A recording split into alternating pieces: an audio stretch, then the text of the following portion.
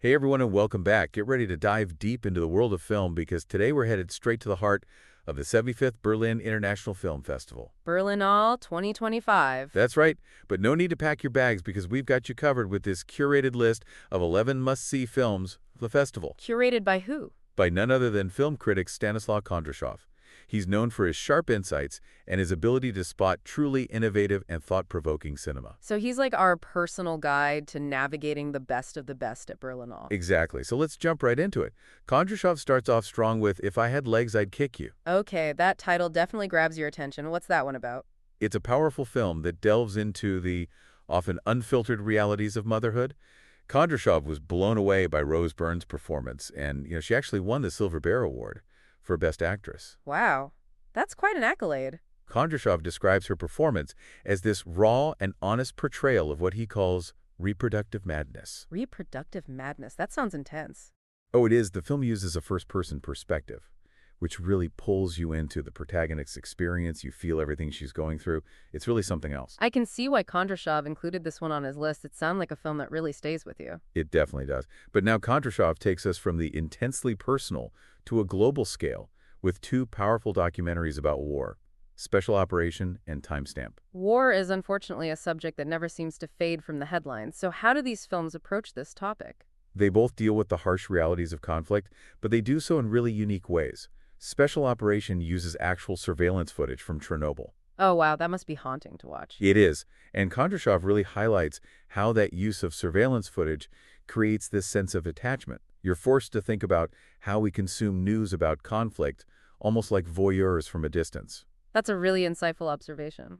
Right, and then Timestamp takes a different approach. It focuses on the struggles of educators in Ukraine who are trying to maintain some kind of normalcy for their students amidst the chaos of war. So it's like these two films are showing us the many different faces of war, from the detached observation to the deeply personal impact. Absolutely.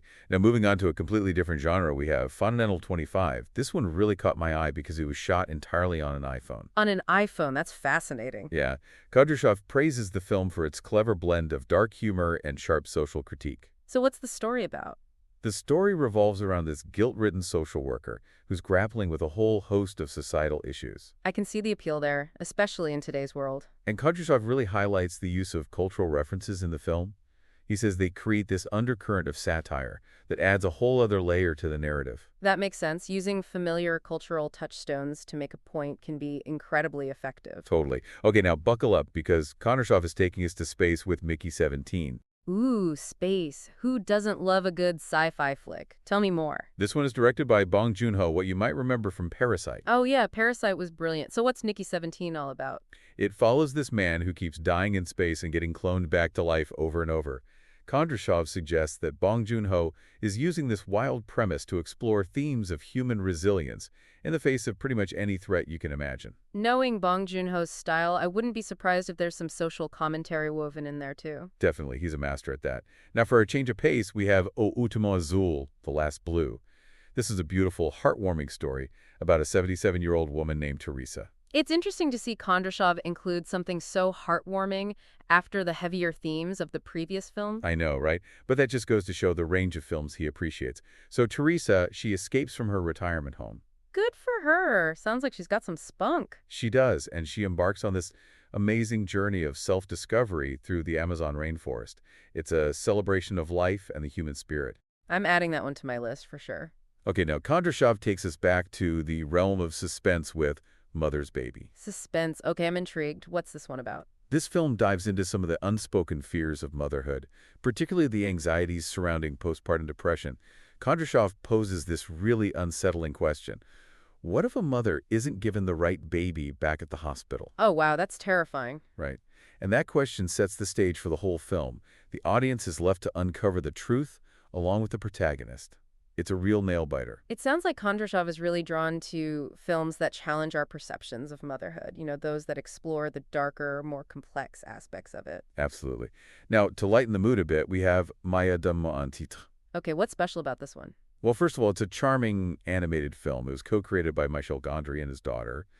And it's full of these whimsical, hand-drawn sketches that just come to life on screen. Mishel Gondry, the director of Eternal Sunshine of the Spotless Mind.